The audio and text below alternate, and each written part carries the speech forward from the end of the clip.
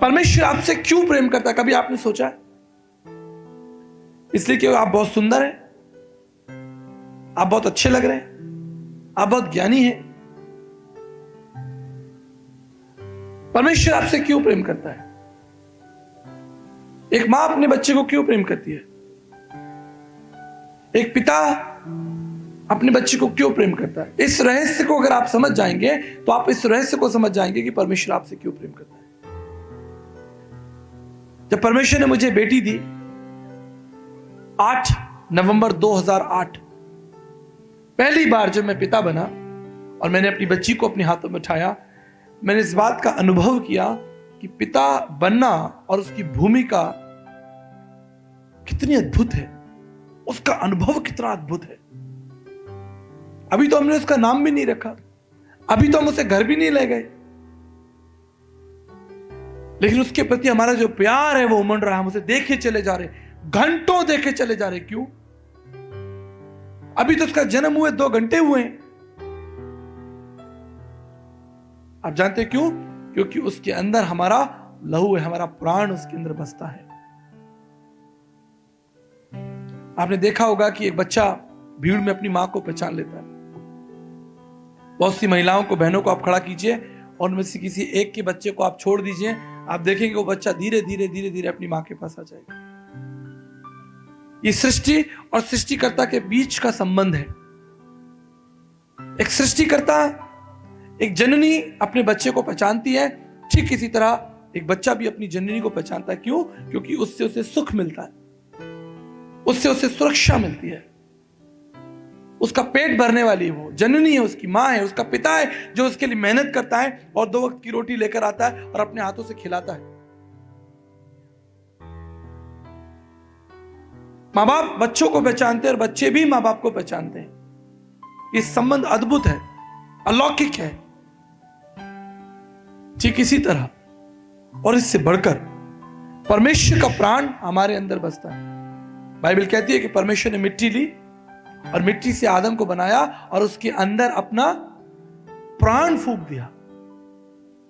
जब परमेश्वर कहता है कि उसने जगत से प्रेम रखा, जगत से उसने कीट, आप समझ रहे हैं, जीव जंतुओं से, कीटाणुओं से प्रेम नहीं रखा, उसे सांप बिच्छुओं से प्रेम नहीं रखा, उसे गधे घोड़ों से प्रेम नहीं रखा, आसमान में उड़ती हुई पक्षियों से प्रेम नहीं रखा, पहाड़ों से और सोने चांदी से प्रेम नहीं रखा। उसने जगत से अर्थात आपसे प्रेम रखा, आपसे प्रेम रखा। उसने आपसे इतना प्रेम किया कि अपने आप को इस संसार में प्रकट किया, दे दिया।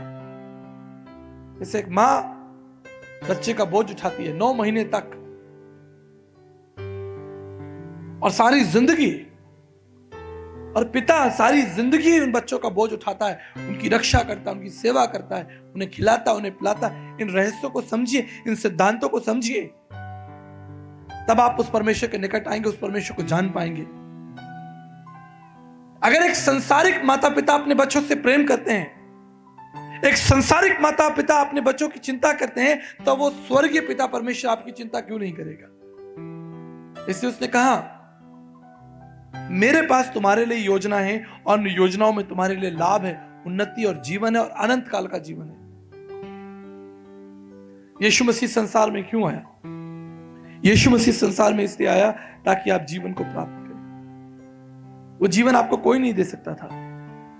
मैं इसका एक उदाहरण आपको देता हूं। मान लीजिए घड़ी मेरी है, ये मेरी घड़ी है, लेकिन क्या आप में से कोई ये घड़ी किसी को उतार कर दे सकता है कि ये घड़ी लीजिए? जब तक मैं इसे देना ना चाहूं, आप इसको उतार कर अपने पड़ोसी को नहीं दे सकते कि भैया मेरी तरफ से घड़ी ले लो, क्योंकि तो मेरी है। जीवन किसका है? जीवन परमेश्वर का है। कोई संत महात्मा, गुरु, पीर, पैगंबर, ज्ञानी आपको जीवन नहीं दे सकता। वो जीवन के बारे में बात कर सकता है लेकिन जीवन नहीं दे सकता। लेकिन प्रभु ने कहा, मैं अपना जीवन तुम्हारे लिए देता हूं, अपना प्राण तुम्हारे लिए देता हूं। और उसने क्रूस की भयानक मृत्यु को चखा और आपके लिए स्वर्ग का द्वार खोल दिया। भयानक मृत्यु को, इसकी चर्चा हम आगे करेंगे। उसने आपको जीवन देने के लिए मृत्यु को चखा। उसने आपको जीवन देने के लिए अपमान को चखा। आप जानते हैं, अगर आज आपसे कोई ऊंची आवाज में बात करे तो आपका पहला प्रश्न क्या होगा? आपका पहला प्रश्न होगा, तुम मुझे जानते नहीं हो,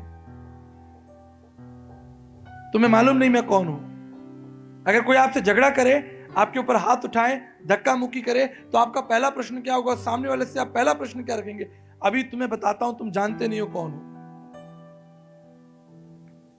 लेकिन आप जानते हैं, वो परमेश्वर जो सामर्थी है, विराट, अगम्य और अद्वितीय है, जिसकी महिमा स्वर्गदूत गाते हैं, जिसका सिंहासन स्वर्ग में है और पृथ्वी जिसके पांव की चौकी है, जब वो इस मनुष्य बनकर इस संसार में आया, बाइबल कहती है उसके मुंह पर थूक दिया गया। उसने उस अपमान को सहा, उसके गाल पर थप्पड़ मारे गए, उसके सर पर प्रहार किया गया, उसकी पसली पर प्रहार किया गया, लेकिन उसने अपना मुंह नहीं खोला। बीमार उसके पास में आए, उसने छुआ और शिफा दे दी। कोढ़ी उसके पास में आए, उसने कोढ़ियों को छुआ और शिफा दे दी, चंगाई दे दी। आंधी और तूफान शहर में आ गया। चेले कहते कि प्रभु हम मरे जा रहे हैं, तूफान इतना तेज है। प्रभु ने कहा, अपने मुख से एक वचन बोला और तूफान, आंधी तूफान डांटा और रुक गया। लाजर को मरे हुए 3 दिन हो गए थे, उसकी लाश कब्र में सड़ रही थी।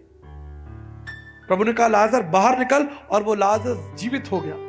इतना सामर्थी, अद्वितीय और विराट परमेश्वर, जिसके कह देने से परमेश्वर का वचन कहता है कि ग्रह नक्षत्र अपनी दिशा को बदल देते हैं, जिसके कह देने से आंधी और तूफान रुक जाते हैं।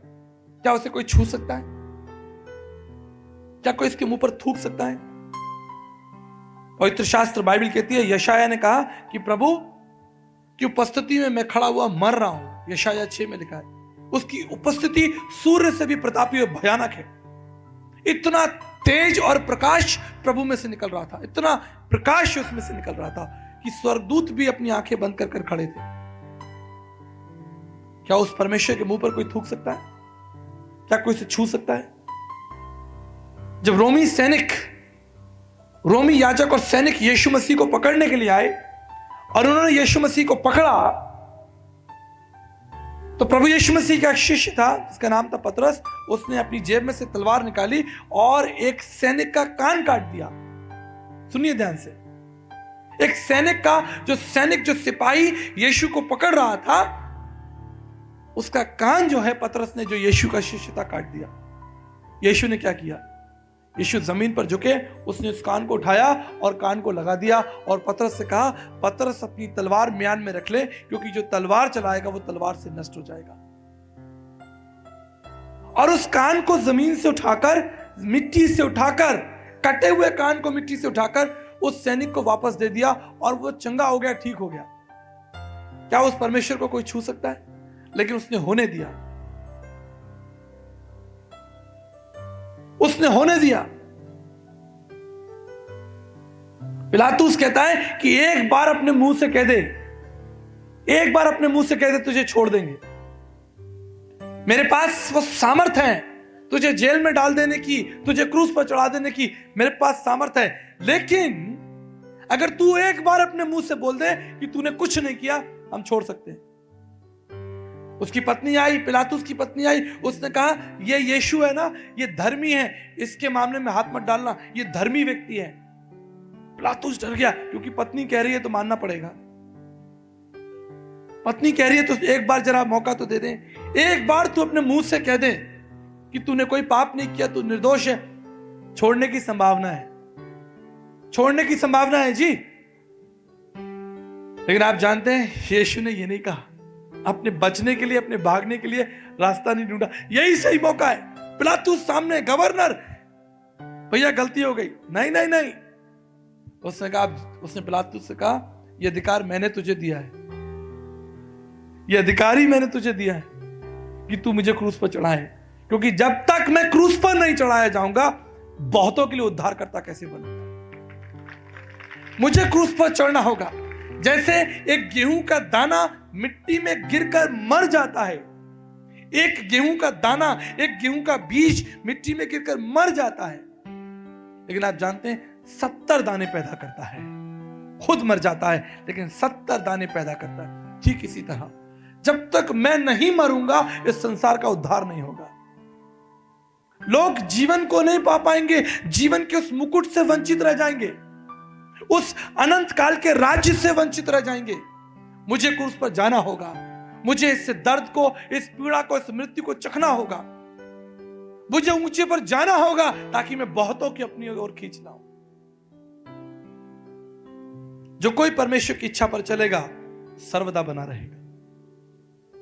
उसने क्रूस को सर्वदा का जीवन दिया। आप देखिए, आज वो जीवन आपको देना चाहता है, अपना वो भाग आपको देना चाहता है, अपनी करुणा, अपनी दया वो आपको देना चाहता है।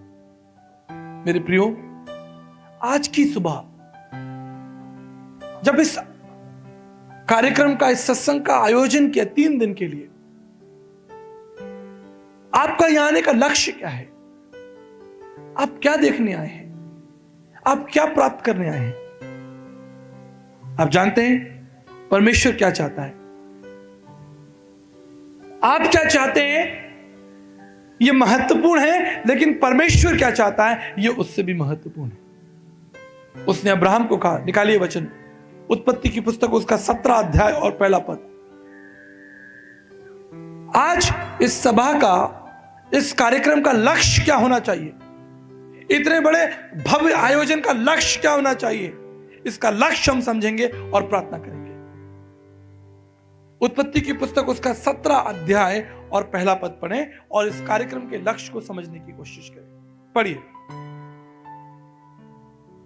आप में से जिसको मिल जाए वो पढ़े। उत्पत्ति की पुस्तक उसका 17 अध्याय और पहला पद। जब अब्राहम 99 वर्ष का हो गया,